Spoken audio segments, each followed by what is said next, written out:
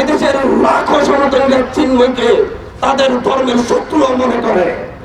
আপনারা তো আমি দেখি নাই হেফাজতের আন্দোলনের সময় বলেছেন মুসলিমদের আন্দোলন, তখন তো বলেছেন হেফাজতের আন্দোলন।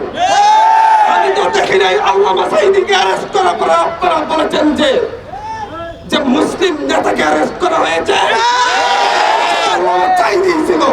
তাহলে এখন কেন চিন্ময় দাসের ক্ষেত্রে সনাতনী নেতাকে অ্যারেস্ট করা হয়েছে বলে প্রচার করবে?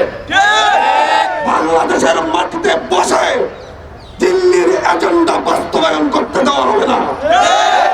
আপনাদেরকে আমি আজকে এখান থেকে বলতে চাচ্ছি, গতকালকে আমি একটি টক শোতে বলে এসেছি, চিন্ময় দাস কিংবা ইসকনকে বর্ডার লেন্থে সনাতনী হিসেবে প্রচার করার কারণে মূলত আজকে এটা এত দূর এসেছে।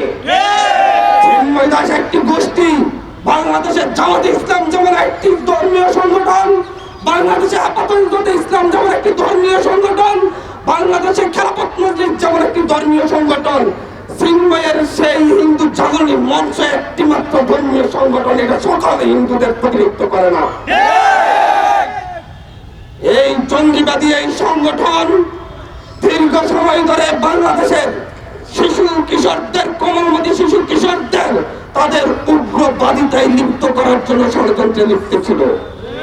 তারা শুধুমাত্র এদেশের মুসলিমদের উপর আঘাত করেনি, তারা দীর্ঘ সময় ধরে এদেশের আবহমান কাল ধরে চলে আসা বিভিন্ন সনাতনী ধর্মের মন্দিরগুলোতেও হামলা করেছে।